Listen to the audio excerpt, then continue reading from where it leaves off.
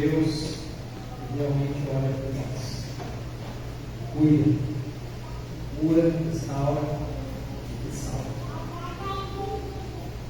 Quero cuidar de abrir suas Bíblias. Marcos, capítulo 6. Continuando aqui a nossa série de mensagens do Evangelho de Marcos. Hoje nós vamos aprender sobre o Deus que supre necessidades. Marcos capítulo 6, a partir do verso 30. A palavra diz: voltaram os apóstolos à presença de Jesus e lhe relataram tudo quanto haviam feito e ensinado. E ele lhes disse: vinde repousar um pouco à parte, num lugar deserto, porque eles não tinham tempo nem para comer, visto serem numerosos os que iam e vinham. Então foram sós no barco para um lugar solitário. Muitos, porém, os viram partir e, reconhecendo-os, correram para lá a pé de todas as cidades e chegaram antes deles. Ao desembarcar, viu Jesus uma grande multidão e compadeceu-se deles, porque eram como ovelhas que não têm pastor. E passou a ensinar-lhes muitas coisas. Em declinando a tarde, vieram os discípulos a Jesus e lhe disseram: é deserto este lugar, e já avançada a hora. Disseram-nos para que, passando pelos campos, ao redor e pelas aldeias, comprem para si o que comer. Porém eles lhes respondeu: dai-lhes vós mesmo de comer. Disseram: iremos comprar 200 denários de pão para lhes dar de comer? E ele lhes disse: quantos pães tendes? Ide ver. E, sabendo eles, responderam: 5 pães e 2 peixes. Então Jesus lhes ordenou que todos se assentassem em grupos sobre a relva verde. E o fizeram, repartindo-se em grupos de 100 em 100 e de 50 em 50. Tomando ele os 5 pães e os 2 peixes, erguendo os olhos aos céus, abençoou, e partindo os pães, deu aos discípulos para que os distribuíssem, e por todos repartiu também os 2 peixes. Todos comeram e se fartaram.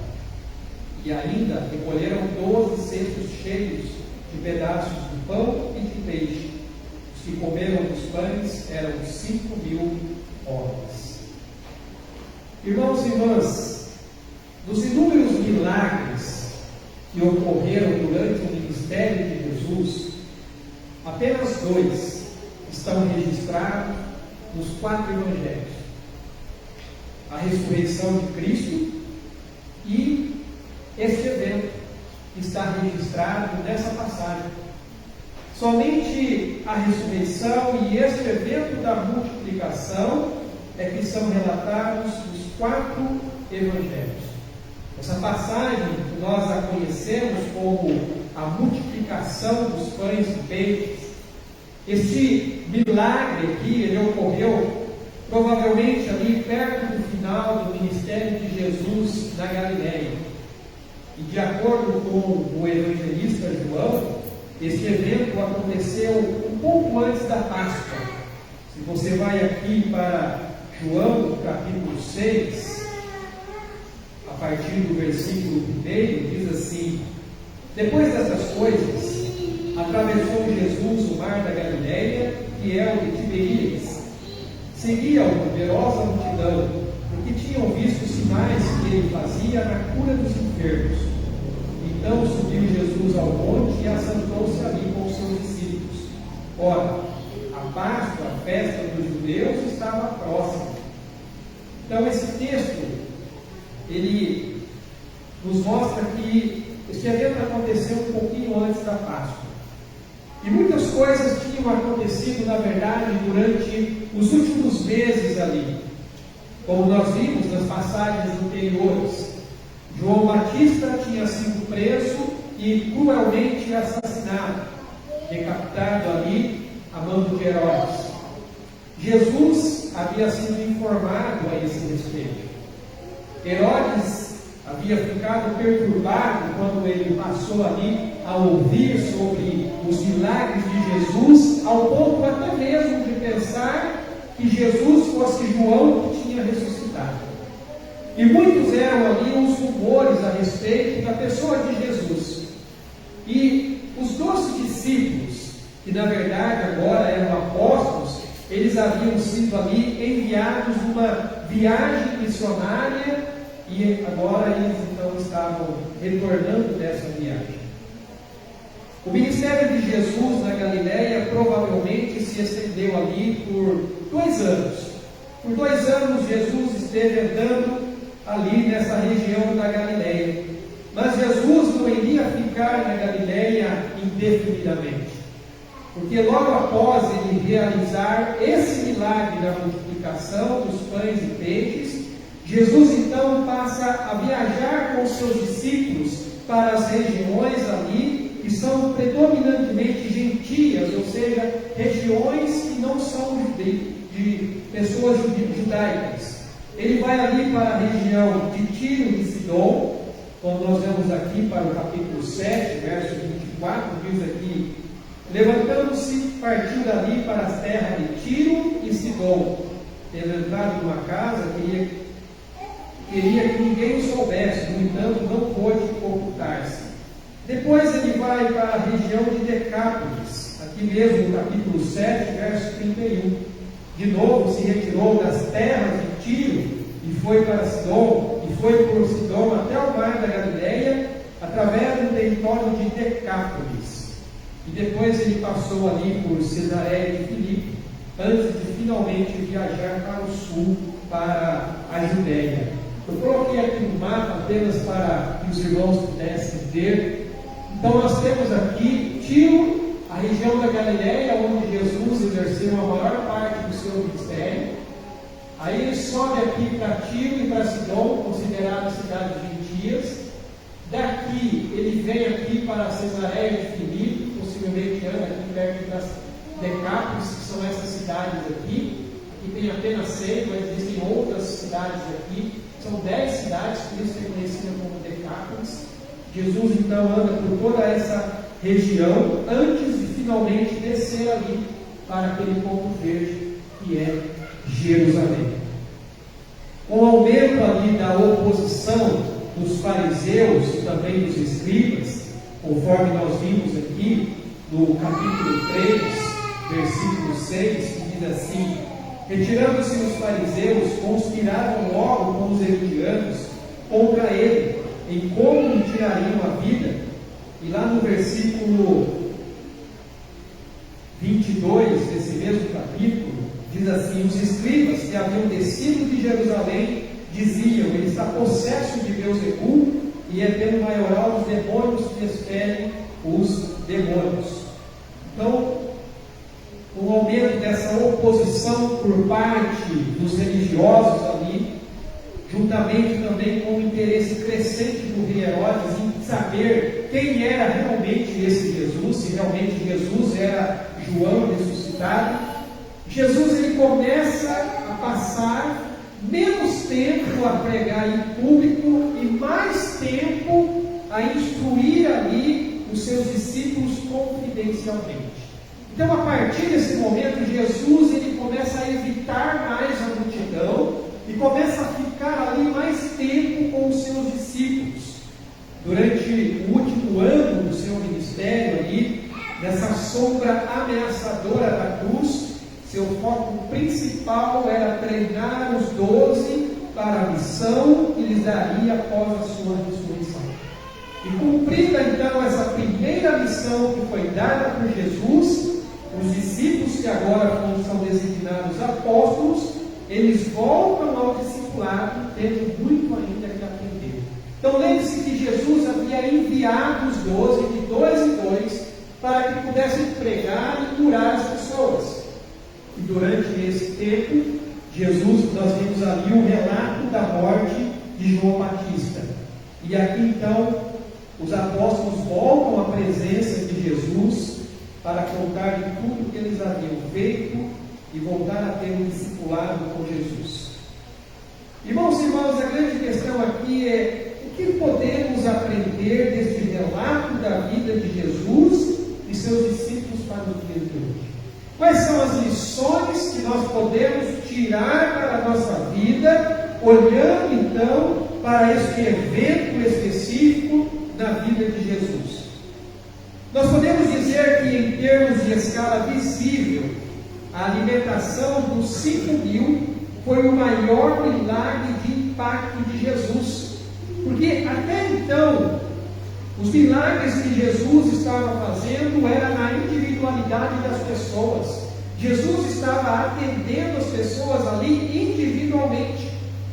O título, na verdade, que muitas vezes é colocado aqui como a multiplicação dos pães e peixes para 5.000 pessoas, não reflete a dimensão desse milagre, já que na realidade englobava muito mais do que 5.000 pessoas. Marcos aqui ele não nos relata, mas quando você vai aqui para Mateus, capítulo 14, no verso 21, diz assim: e os que comeram foram cerca de 5.000 homens, além de mulheres e crianças. Então, se nós pensarmos no contexto dessa multidão que é citada aqui por Mateus, e considerarmos que o número de mulheres era igual ao número de homens, e que poderia haver ali possivelmente 3 ou mais crianças também envolvidas, nós podemos talvez chegar aqui facilmente a conta aí de em torno de 20 a 25.000 pessoas que estavam ali sendo alimentadas por Jesus.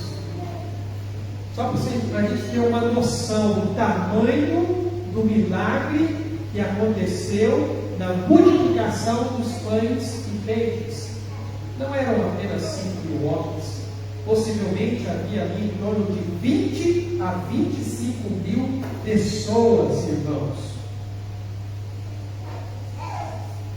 Este milagre foi muito mais do que apenas uma exibição impressionante da natureza divina de Jesus e do seu poder criador. Na verdade, esse milagre, ele demonstra a misericordiosa compaixão de Jesus e o cuidado amoroso para com a vida das pessoas.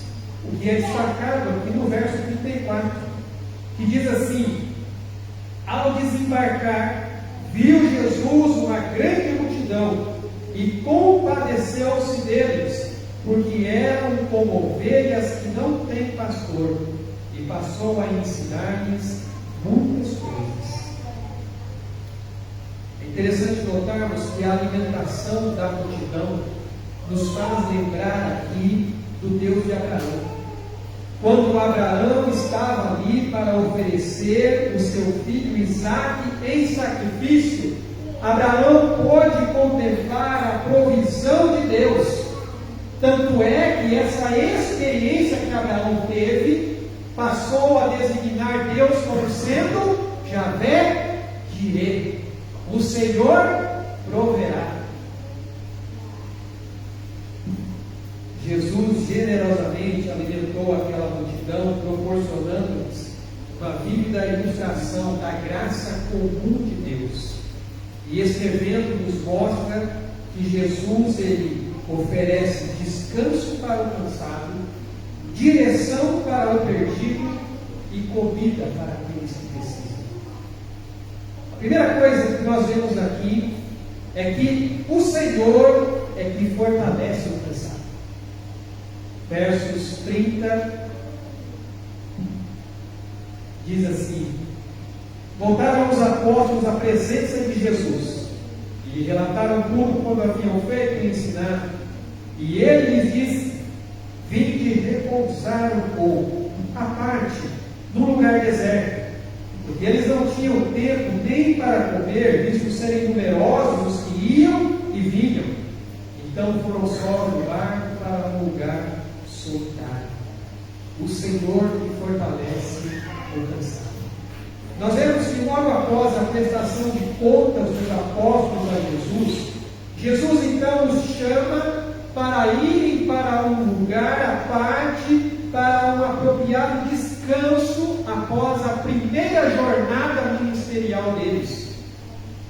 Depois ali de uma extensa turnê ministerial, os apóstolos eles estavam sem dúvida eufóricos, sim, mas também estavam cansados da viagem, que incluíram com toda certeza ali perseguição e rejeição, assim como aconteceu com Jesus.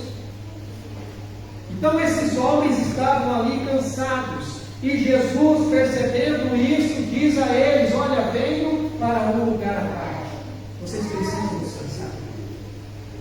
Irmãos, o descanso é necessário, ainda mais diante de uma tarefa tão gloriosa, mas exaustiva, que eles haviam realizado. A tarefa era gloriosa, sim, mas era uma tarefa exaustiva. Trabalhar sem descanso, nunca tirar férias, realizar todas as tarefas difíceis relativas à atividade missionária ou ministerial, e não fazer nenhum retiro para poder relaxar, refletir, orar, é sinal de que logo você ficará esgotado e não poderá produzir o que foi chamado para fazer. Jesus, percebendo isso na vida daqueles homens, ele nos dá uma lição aqui, irmãos. Ele diz que nós precisamos ter um tempo para descansar, sim. Ter um tempo para relaxar, para refletir, para orar. Porque se assim não fizermos, logo ficaremos desgastados, cansados, abatidos, desanimados, pressionados. Hoje é muito comum vocês ouvirem falar da tal síndrome de burnout, que é justamente a ideia de uma pessoa estafada de tanto trabalho, de tanto serviço, de tanta pressão. Nos grupos de pastores que eu faço parte, às vezes vem ali alguns relatos, algumas notícias de homens que se suicidaram. Possivelmente porque não aguentaram a pressão, não aguentaram ali o trabalho, assumiram tanta responsabilidade para si mesmos que não tiraram o tempo necessário para a família e para o descanso. Isso não se refere somente a homens que estão no ministério, se refere a você também, ao seu trabalho, à sua vida. O próprio Jesus tinha seus momentos de descanso para recuperar suas forças e fortalecer sua presença. Nós vimos aqui, por exemplo, em Marcos, capítulo 1, depois ali de uma tarde, possivelmente o entrar de uma noite ali inteira, curando e expulsando demônios, logo no outro dia de manhã, diz assim: tendo se levantado alta madrugada, saiu e foi para um lugar deserto e ali orava. Jesus tinha os seus momentos com Deus. Jesus tinha ali o seu momento para parar, refletir, orar e até mesmo descansar. Aqui, no capítulo 4, no versículo 38, nós vimos ali que Jesus estava tão cansado, mas tão cansado, que ele chegou a dormir no barco diante de uma tempestade. E Jesus estava na popa, dormindo sobre o travesseiro. Eles o despertaram e disseram: mestre, não te importa que pereçamos? Jesus estava tão cansado, irmãos, que até ele teve que tirar um cochilo. E olha que o sono foi pesado, ao ponto dos discípulos ali terem que acordar no mesmo tempo daquela tempestade. E quando você vai aqui para o capítulo 6, no versículo 45 e 46, diz aqui: logo a seguir compeliu Jesus os seus discípulos a embarcar e passar adiante para o outro lado, a Betsaida, enquanto ele despedia a multidão. E tendo-os despedido, subiu ao monte para orar. Jesus tirava o seu tempo com o Senhor, o seu tempo com Deus. Jesus também tinha os seus momentos ali de descanso. O servo de Cristo precisa de tempo para repouso, assim como também para o trabalho. E Jesus sabe perfeitamente bem que os seus servos devem cuidar de suas almas, para que possam também cuidar das almas dos outros. Porque se não estivermos cuidando das nossas próprias almas, não teremos disposição suficiente para cuidar da vida de outras pessoas. Eu sempre compartilho aqui o ministério que eu tive anteriormente, eu creio que eu já falei aqui, e a minha esposa sabe muito bem disso, às vezes que eu chegava em casa ali, literalmente esgotado, irmãos. Como se tivessem me sugado todas as minhas energias. Havia dias mais tranquilos, mas tinham dias ali que eu chegava em casa literalmente esgotado. Jesus sabe disso. Ele sabe que uma constante atenção ao trabalho público tende a nos fazer esquecer das necessidades básicas das nossas próprias almas. E que enquanto nós estamos cuidando da vida alheia, nós muitas vezes corremos o risco de negligenciar a nossa própria vida. A demanda exagerada dentro das igrejas e também nas nossas vidas, muitas vezes levam, sabe ao quê? A desatenção com a família, ao descuido de si mesmo. Sabe o que isso acarreta? Sabe o que acontece? Sérios prejuízos. Porque aí começam a acontecer problemas de saúde. Quantas pessoas que não se matam de trabalhar, não estão ali tão envolvidas, que não tiram tempo para descansar, e depois começam ali a aparecer os problemas de saúde, dores de cabeças constantes, dores no estômago, dores intestinais, e entre outras coisas. Começam a ter problemas no casamento, porque se dedicam tanto a fazer as coisas do trabalho que esquecem da família, esquecem da esposa, dos filhos, começam a ter problemas nos seus relacionamentos, e muitas vezes até no próprio trabalho, porque se ele está muito cansado, ele não vai produzir o que deveria produzir. Ninguém pode trabalhar sem descansar. E ninguém pode viver a vida cristã sem que tenha momentos de encontro com Deus. Se você não tirar momentos de encontro com Deus, logo você ficará desanimado e abatido.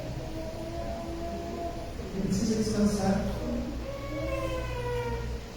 Tire tempo com a sua família. Valorize os seus relacionamentos. E você vai ver que você vai produzir muito mais depois do seu serviço. Jesus sabia disso. Por isso que Ele é o Senhor que fortalece aquele que está cansado. Jesus, percebendo aqui os discípulos, diz: vamos para um lugar à parte para que vocês possam descansar, para que vocês possam repousar. Pois o texto diz: eles não tinham tempo nem para comer, visto serem numerosos os que iam e vinham. Mas o Senhor também, irmãos, não desampara aquele que precisa de direção, porque Ele é o Senhor que dá direção para os perdidos e esperança para os cansados. Aqui no versículo 33 e 34 diz assim: muitos, porém, os viram partir e, reconhecendo-os, correram para lá a pé de todas as cidades e chegaram antes deles. Ao desembarcar, viu Jesus uma grande multidão e compadeceu-se deles, porque eram como ovelhas e não têm pastor, e passou a ensinar-lhes muitas coisas. Aquelas pessoas estavam ansiosas para estar com Jesus, e logo que eles perceberam que ele e os discípulos estavam no barco, essa multidão começou a correr ali, possivelmente à beira do lago, ao ponto de eles chegarem primeiro do que eles do outro lado. É claro que a maioria das pessoas no meio daquela multidão multidão talvez fossem caçadores de emoção. Muitos motivados com o desejo de testemunhar e, quem sabe, até experimentar pessoalmente os milagres. Os que estavam doentes queriam ser curados. É possível que até alguns ali tivessem expectativas políticas, na esperança ali de pressionar Jesus para que ele se tornasse o seu rei, o seu libertador do domínio de Roma. Quando você vai aqui novamente para João, capítulo 6, nós vemos isso claramente. João capítulo 6, versículo 14 e 15 diz assim: vendo, pois, os homens o sinal que Jesus fizera, disseram: este é verdadeiramente o profeta que devia vir ao mundo. Sabendo, pois, Jesus que estava para vir, com o intuito de arrebatá-lo para o proclamarem rei, retirou-se novamente sozinho para o monte. Muitas daquelas pessoas tinham suas expectativas messiânicas. E elas tinham aquela expectativa política de que Jesus poderia assumir o trono e tirar Israel debaixo do poderio de Roma.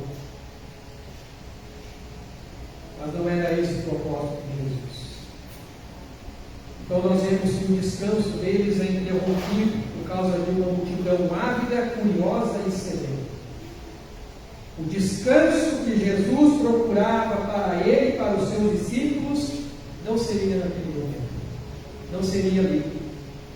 E Jesus ficou profundamente comovido, com verdadeira preocupação com essas pessoas, porque a ideia da compaixão aqui, irmãos, é aquela ideia de que algo se remexeu no seu estômago de tal maneira que ele não pôde olhar para aquelas pessoas, olhar para aquelas vidas e não atender às suas necessidades.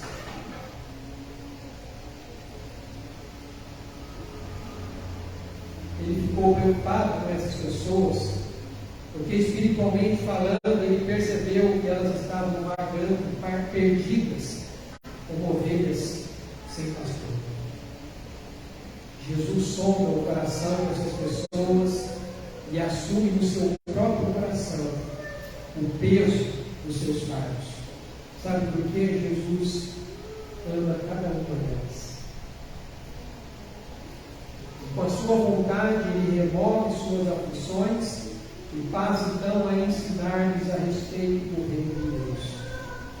Nós vemos aqui que na sua compaixão, o bom pastor, ele olhou para aquelas pessoas e estava determinado a atender às suas necessidades.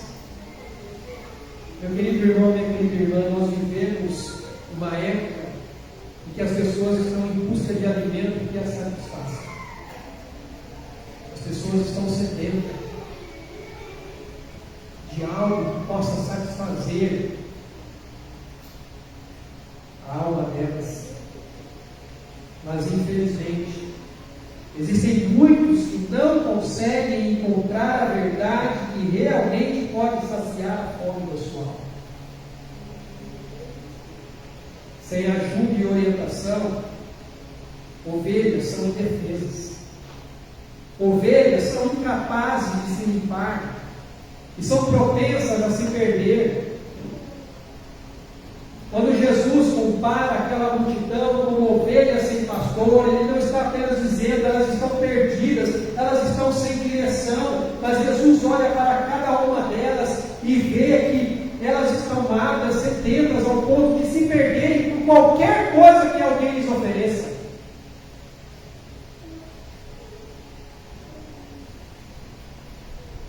Jesus estava disposto a alimentar, a limpar e proteger essas ovelhas perdidas, e levá-las assim em segurança na obra da salvação. E a compaixão de Jesus estendeu-se além das necessidades espirituais dessas pessoas, porque também passou a incluir ali as suas enfermidades físicas. Porque Jesus percebeu que, assim como as ovelhas, se aquelas pessoas ficassem à mercê da sua própria capacidade, elas se perderiam na vida. Jesus, olhando para aquelas pessoas, percebeu: se eu deixá-las que elas fiquem assim, elas se perderão. Meu irmão, minha irmã, só quando Jesus nos guia que nós podemos achar o caminho. Somente quando Jesus está na direção é que nós encontramos o caminho. O salmista vai dizer: lâmpada para os meus pés é a tua palavra, e luz para o meu caminho. É só em Jesus que nós encontramos a direção. Ele viu que, assim como as ovelhas, aquelas pessoas precisavam de alguém que as alimentasse e lhes desse verdadeira esperança. Quando buscamos alimentar nossas almas em outras coisas, sabe o que acontece?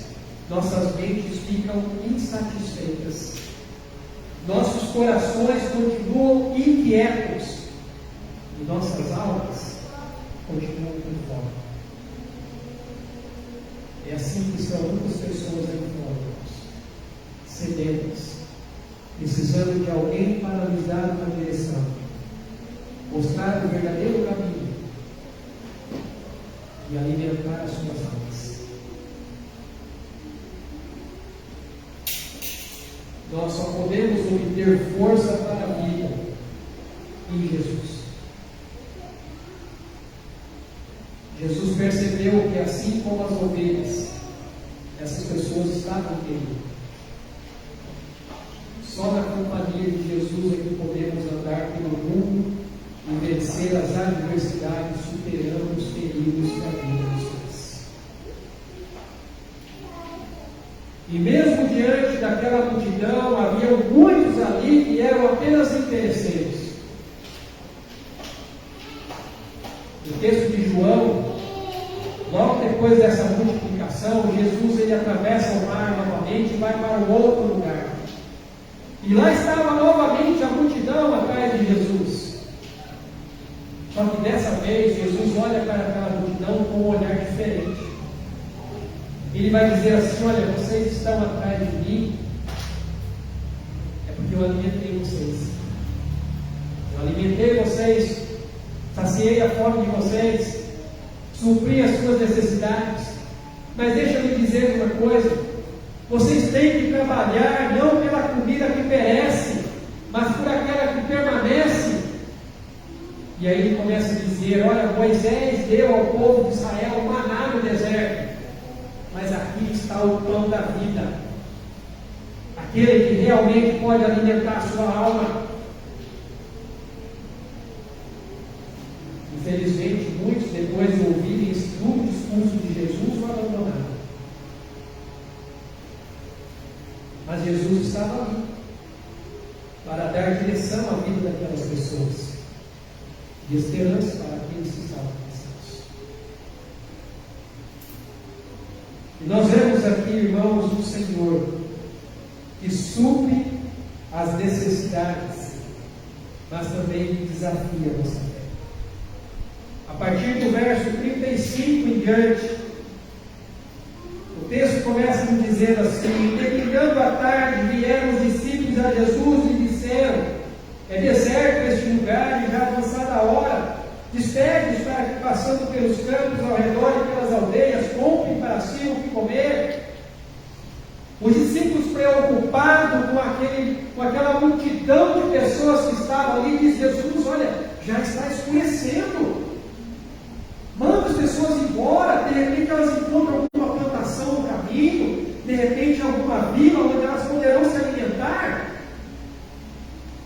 E qual foi a resposta que Jesus deu? Dai-lhes vós mesmos de comer. E aí os discípulos dizem assim: mas Jesus, seria preciso muito dinheiro para poder alimentar essa multidão, e nós não temos tudo isso. E Jesus pergunta: o que vocês têm? 5 pães e 2 peixinhos. O que é isso para uma multidão 5.000 pessoas? O que é 5 pães e 2 peixes, irmãos? Às vezes em casa a gente mal consegue repartir o alimento com quem está do nosso lado, imagina ali.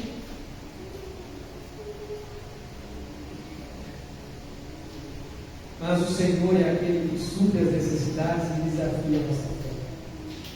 Como nós já vimos, é um fato notável que nenhum milagre parece ter impressionado tantos discípulos como este,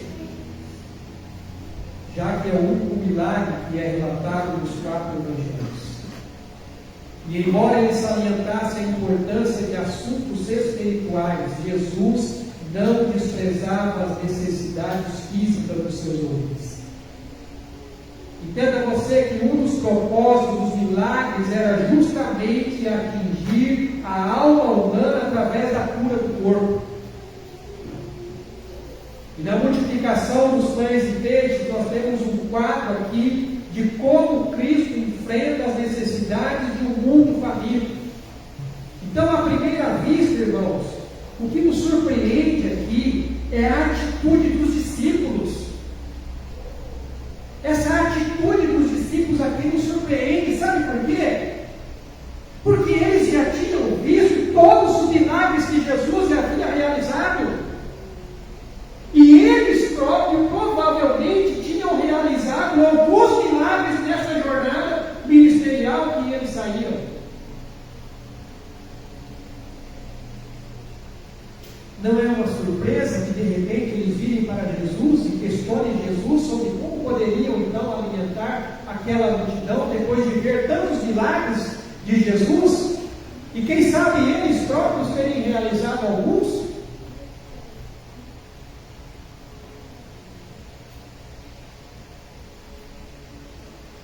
E ainda pergunto para Jesus, como podemos alimentar tanta gente? Irmãos, tais sintomas assim manifestam quase sempre em tempos de dificuldade e aflição.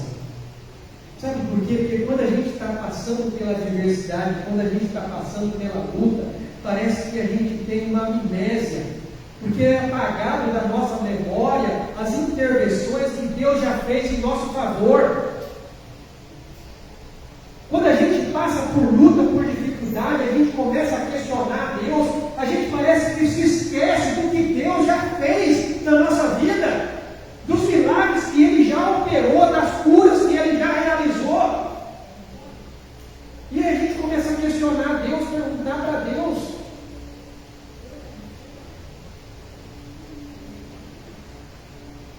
Salmo de número 103, versos 1 e 2 diz assim: bendize, ó minha alma, ao Senhor, e tudo o que há em mim bendiga o seu santo nome.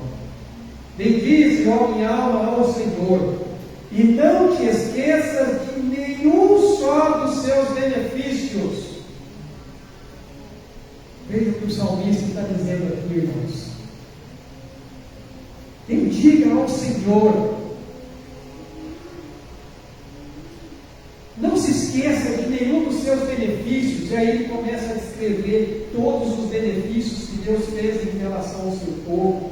E quando você vai aqui para Lamentações, texto conhecido, Lamentações capítulo 3, a partir do verso 19 diz assim, aliás, vou ler aqui, 21, perdão, diz assim: quero trazer à memória o que lhe pode dar esperança. As misericórdias do Senhor são a causa de não sermos consumidos, porque as suas misericórdias não têm fim, renovam-se a cada manhã, grande é a tua fidelidade. Deixa eu te falar uma coisa, quando você estiver passando por luta, quando você estiver passando por adversidade, não murmura, não reclama, lembra do que Deus já fez na sua vida e glorifica o nome dEle, porque Ele pode fazer muito mais ainda. Jeremias está dizendo aqui, olha, eu quero trazer à memória o que me pode dar esperança. As misericórdias do Senhor não têm fim, elas se renovam. A cada manhã, quando você abre o seu olho, Deus está te dando a você uma nova oportunidade de viver mais um dia para glorificar e exaltar o nome dele. Isso já deve ser motivo de louvor ao Senhor. Só por estar vivo. Só por estar vivo já é motivo de louvar a Deus. Porque quantos se deitam e não se levantam depois?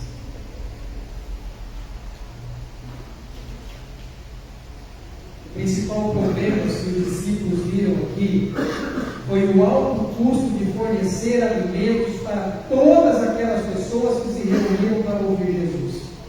E eles então estimaram ali que seria necessário gastar 200 denários. Irmãos, isso seria em torno de quase 6 meses de trabalho. Porque um denário era um dia de trabalho. Então eles calculam ali, Senhor, mas seria necessário quase 6 meses trabalhando para alimentar todo esse povo.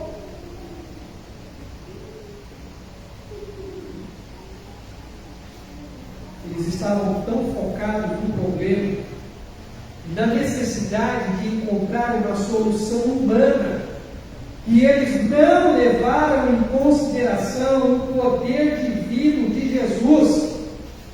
E sabe de uma coisa? Jesus sabia disso. E Jesus estava colocando eles à prova. Novamente aqui em João, ele traz mais detalhes sobre esse acontecido, porque aqui no capítulo 6,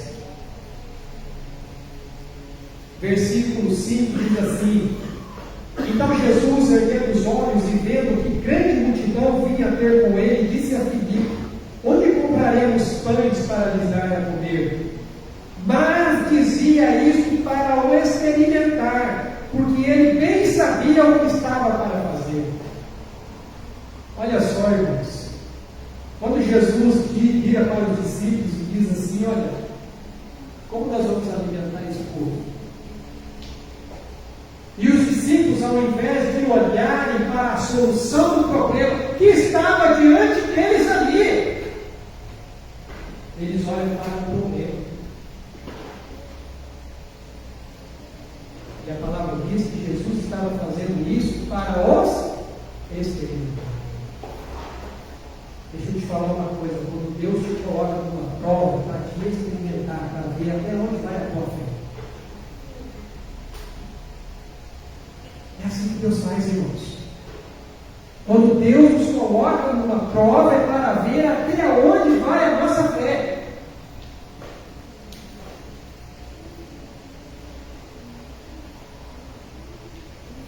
Os discípulos não entenderam que o pouco com Deus é mais do que suficiente para se fazer alguma coisa. Jesus estava ali a ensinar aos apóstolos que o alcance e o poder da operação de Deus não devem ser medidos pela pequenez de nossos recursos, nem por nossas limitações naturais, mas que a fé é demonstrada pelos fiéis. Por mais simples que essa fé seja, irmãos, ela move os recursos sobrenaturais do Pai Celeste.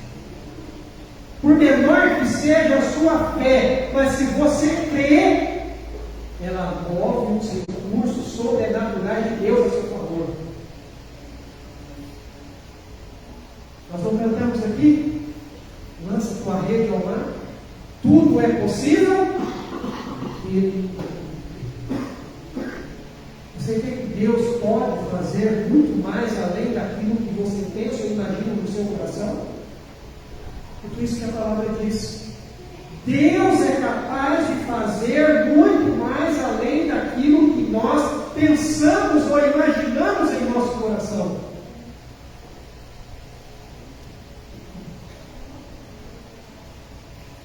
Aqui no verso 38, Jesus diz: e ele lhes disse: quantos pães tendes? E de ver. E sabendo eles, responderam: 5 pães e 2 peixes. E aí no verso 41 diz assim: tomando ele os 5 pães e os 2 peixes, erguendo os olhos ao céu, os abençoou, E partindo os pães, deu aos discípulos para que os distribuíssem, e por todos repartiu também os dois peixes. Agora olha o verso 42. Todos comeram e se fartaram. A ideia de fartaram aqui, irmãos, todos ficaram satisfeitos.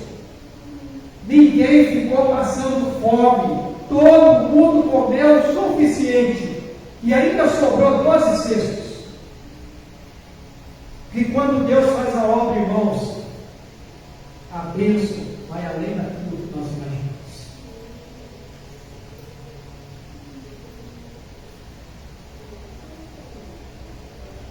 Aqui mesmo em Marcos, capítulo 11,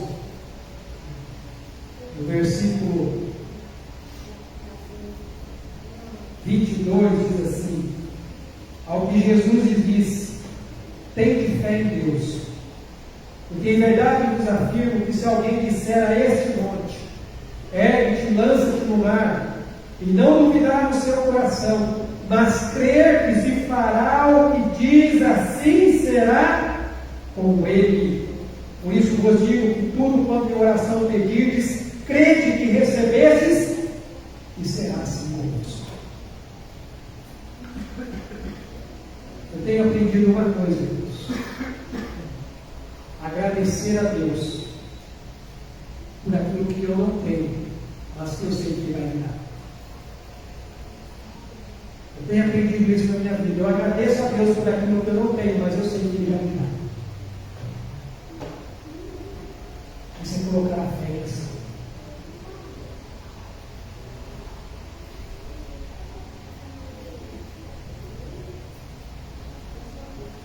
Nós podemos pensar que temos pouco talento ou capacidade ou bens para dar a Jesus. Mas saiba de uma coisa: se o pouco que você tem, você colocar isso nas mãos de Deus e confiar em Jesus, é impossível você dizer o que Ele pode fazer em você e através de você. Você não tem ideia do que Deus pode fazer com o pouco que você tem e coloca nas mãos dele.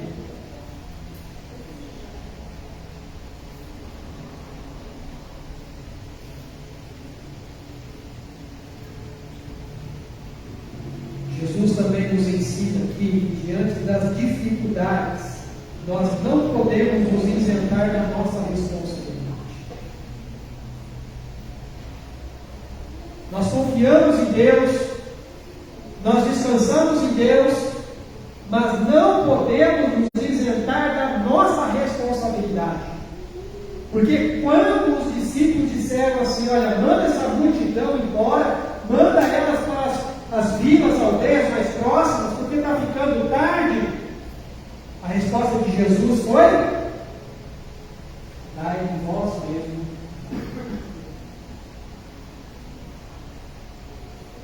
Jesus disse a eles assim: vocês têm uma responsabilidade. Vocês precisam colocar em prática aquilo que eu ensinei a vocês.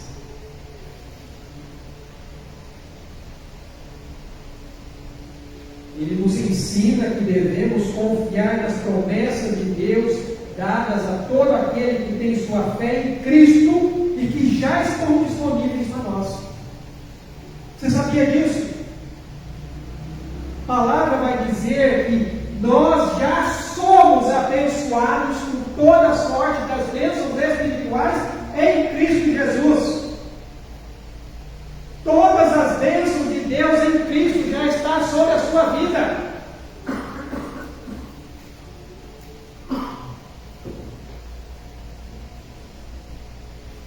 Devemos nos colocar nas mãos de Deus para sermos instrumentos do seu amor e do seu poder. Meu irmão, minha irmã, Jesus não é apenas o autor da vida. Ele também é a força e o sustentador da nossa vida. Tão indispensável para a vida de um cristão como é o alimento para o cotidiano do povo. Assim como nós precisamos nos alimentar todos os dias, porque senão o nosso corpo enfraquece, nós temos que buscar ao Senhor todos os dias.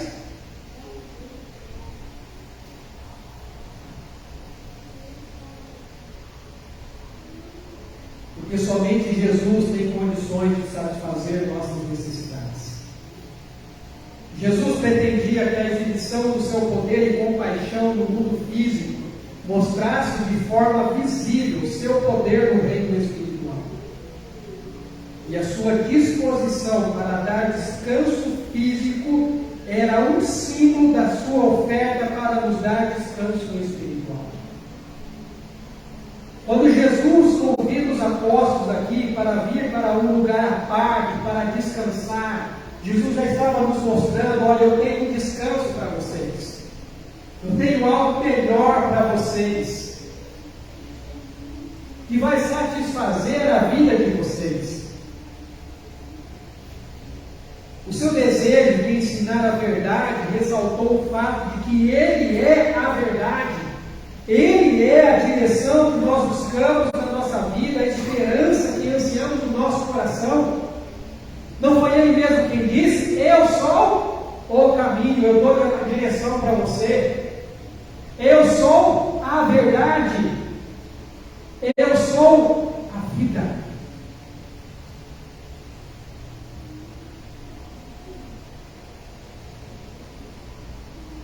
Salmo 145, 146, aliás.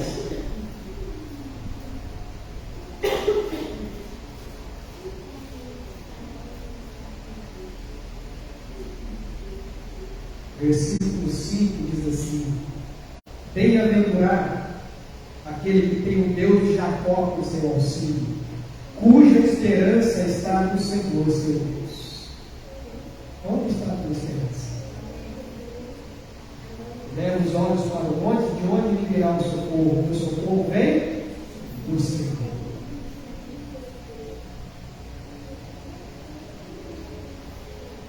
A prontidão de Jesus para multiplicar pão e peixe era uma evidência da sua capacidade de fornecer alimento espiritual para aqueles que têm fome e sede de justiça. Jesus não oferece apenas momentos de satisfação, irmãos, mas Ele é a eterna fonte de sustento espiritual para cada um de nós. O que o mundo nos dá satisfaz só por um momento, mas o que Jesus nos dá nos satisfaz pela eternidade. Novamente aqui, João traz mais clareza quando ele diz aqui, no capítulo 6, a partir do verso 31, nossos pais comeram maná no deserto, como está escrito: deu-lhes a comer pão do céu. Replicou-lhe Jesus: em verdade eu vos digo, não foi Moisés quem nos deu o pão do céu. O verdadeiro pão do céu é meu Pai quem nos dá, porque o pão de Deus é o que desce do céu e dá vida ao mundo. Então lhe disseram: Senhor, dá-nos sempre desse pão. Declarou-lhe Jesus: eu sou o pão da vida. O que vem a mim jamais terá fome, e o que crê em mim jamais terá sede. A sua alma está com fome? Você está com sede? Jesus pode satisfazer isso de forma completa para você.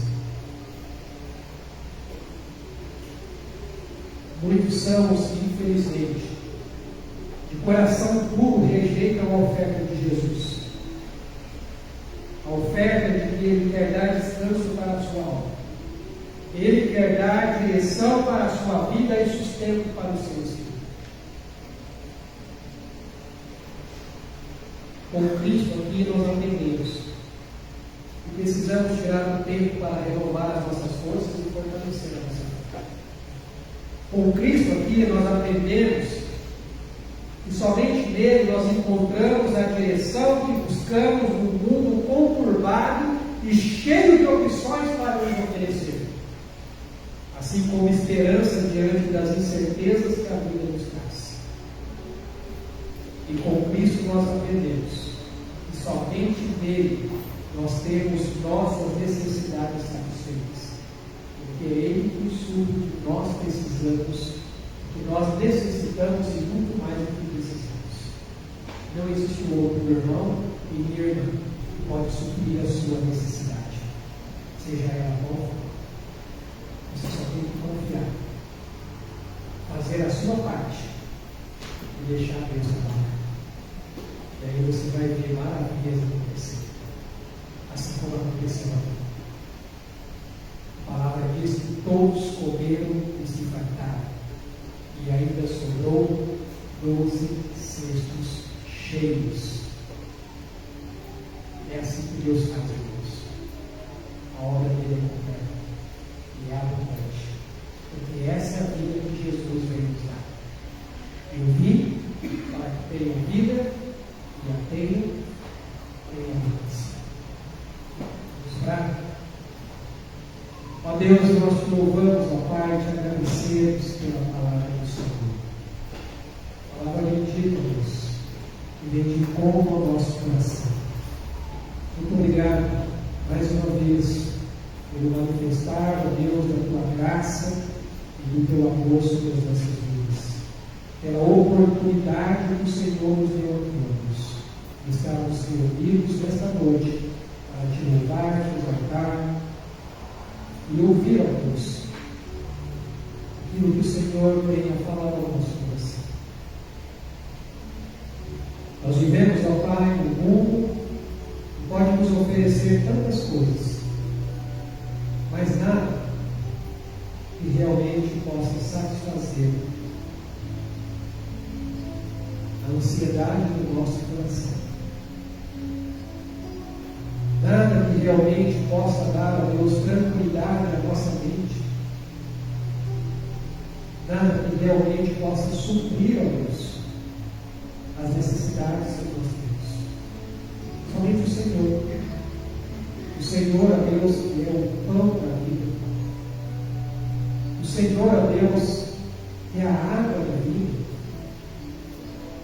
O Senhor, que é, ó Deus, a luz do mundo. Pai, nós somos gratos a Ti pelo manifestar, ó Deus, da Tua graça e da Tua misericórdia. Que não sejamos, ó Deus, como os discípulos foram, mesmo presenciando os Seus milagres, e talvez até operando alguns, não perceberam que diante deles estava aquele que pode fazer muito mais além daquilo que nós pensamos ou imaginamos no nosso coração. E que não sejamos como muitos que não creram e o abandonaram. Mas como Pedro respondeu ao Senhor: para onde nós iremos? Só Tu tens as palavras da vida eterna. Só o Senhor, ó Deus, é que pode satisfazer a sede da nossa alma. Por isso te louvamos, te bendizemos e agradecemos. Porque o Senhor nos guarda, o Senhor nos fortalece, o Senhor, ó Pai, nos sustenta, o Senhor supre todas as nossas necessidades. E se existe, ó Deus, alguém que ainda não tem experimentado isso na sua vida, o Teu Espírito Santo esteja agora, Pai, sobre esse coração, manifestando o Teu poder, ó Pai, revelando, ó Pai, a verdade que ele tanto procura, que ela tanto procura diante do Senhor, suprindo ali, ó Deus, a sua necessidade, do qual a principal delas é a salvação da sua alma. Por isso nós também dizemos, louvamos e glorificamos, em nome de Jesus. Amém, meus irmãos? Queria chamar aqui o presbítero Rafael e vai passar os avisos.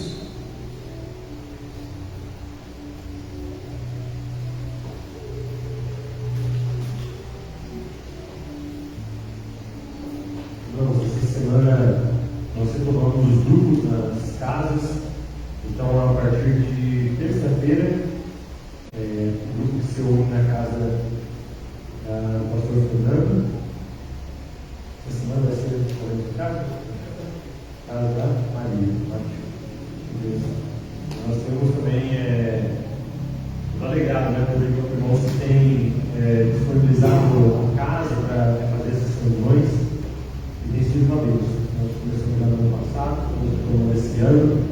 terça-feira, esse grupo que fica do outro lado da região, tem dois irmãos que moram naquele outro lado da Dutra. Na quarta-feira, conhecemos os irmãos que moram nesse lado da Dutra, né? Em toda essa área do continental, Estoril, São Gonçalo, até chegar lá até Silvestre, né? O pessoal mora mais organizado, mas esse lado da Dutra aí. E provavelmente na quinta-feira nós vamos ter com os irmãos que moram mais ali na região do centro da cidade. Vamos passar mais informações sobre a localização, horários. Então, vocês possam estar conosco nessas reuniões para estudar esse tema tão importante sobre a vida de Cristo e como nós juntos podemos praticar o que Jesus viveu. Outro recado também foi que nós essa semana nos reunimos para fazer o calendário do ano todo, aqui para a Igreja Evangélica de Taubaté. O calendário normalmente fica postado lá naquele quadro atrás, então cada 2 meses ficam ali. Então, para o ano de 2023, nós já nos reunimos essa semana. Provavelmente essa semana nós vamos passar ainda por algumas revisões e talvez a semana que vem já apresentar para vocês o calendário. E é interessante cada um poder olhar atrás daquilo que tem de programação ao longo do ano. Nós temos, por exemplo, os encontros das famílias, nós estamos planejando de novo esse ano, os almoços que a gente tem, cada mês tem 5 domingos, os encontros que tem de mulheres, de homens. Então, pode olhar lá atrás e dizer, poxa, tem um encontro das famílias, estou interessado nesse negócio aí, vou me programar, vou ajudar e quero ajudar também, quero estar junto, quero ajudar o pessoal que vai organizar, quero ajudar o pessoal que vai estar na cozinha lá, tem um pouco das famílias, às vezes tem algum encontro de mulheres, olha, eu tenho um carro que eu posso ter agora, os irmãos que não têm carro, então tudo isso vai estar mostrado lá no calendário. É uma bênção a gente poder ajudar uns aos outros e estarmos juntos ao longo do ano. E eu queria também passar também o recado, chamar a Martinha para a gente passar um recado sobre o Ministério Infantil, como nós conversamos no domingo que vem, retomamos as aulas. Esperamos que esse ano seja uma bênção, né? Nós vamos conversar um pouco mais esse ano com os professores também, mas vai ser muito interessante porque a ideia é realmente a gente estar focado naquilo que nós estamos aprendendo. E isso seja de maneira integral entendido por todos. E que as crianças, desde pequenininhos, elas já são discípulos. Né? Assim como os discípulos que Jesus chamou, eles não eram, eles eram descrentes inicialmente, e Jesus foi levando eles pouco a pouco a entender a necessidade de salvação e foi levando eles à maturidade, a eles serem adultos, né, da palavra de Deus, da vida cristã, assim também as crianças. Então, que nós, como professores, possamos entender isso, e como pais também, vamos entender que de repente um filho está lá em cima só para ter um entretenimento, para ter um momento de lá ele está seguro enquanto eu estou assistindo o culto aqui embaixo. Mas que vocês entendam que desde a mais pequena idade, o coraçãozinho deles está sendo trabalhado como um discípulo a palavra de Deus, que é a única que é capaz de transformar o coração de qualquer um de nós. Amém? Amém. E para isso, né, para esse trabalho com as crianças, é que eu venho hoje para, novamente, fazer um convite, né, pedir ajuda para todos aqueles que estiverem interessados em tomar parte desse trabalho, né, nós com o Ministério do Trabalho aqui na igreja, estão convidados assim, a se sentarem aqui comigo, com o Rafael, para entender um pouco mais do que é feito com as crianças. Não é simplesmente domingo tras domingo, sim, principalmente, mas não simplesmente isso, né? E toda ajuda é bem-vinda. Começaremos próximo domingo e as professoras estarão atentas que vão ser chamadas para um momento especial, uma reunião onde a gente vai de novo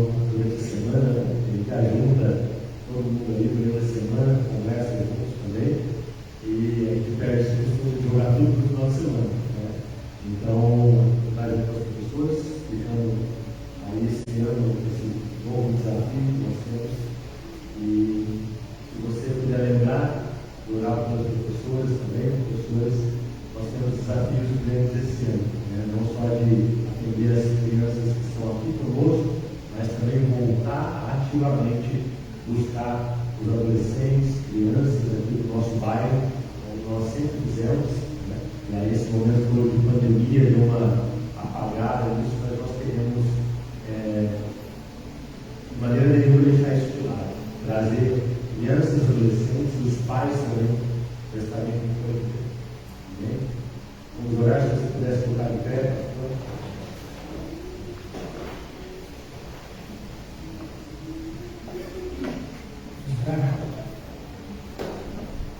Pai, muito obrigado a Deus por esse tempo que nós passamos aqui, a Deus, tempo de comunhão, de adoração, de oração, tempo, Deus, de ouvir, Deus, o Senhor, Pai, tem falado ao nosso coração. Te agradecemos por manifestar o teu Espírito Santo, Pai, aqui em nosso meio. O Senhor nos conceda, a Deus, uma semana abençoada na tua presença, Deus, sendo direcionados pelo teu Espírito Santo, Pai.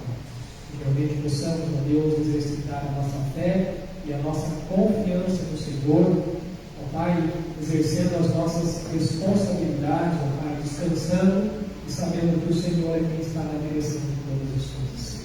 Que a graça de Deus, nosso Pai, o amor de Cristo, Filho, e as consolações da comunhão do teu Espírito Santo seja com o teu povo que se reúne neste local e em toda a face da terra, até aquele grande dia, o dia que nós estaremos para sempre com o Senhor. Em nome de Jesus. Amém, Senhor. Deus abençoe, irmãos. Tenha uma semana na presença do Senhor.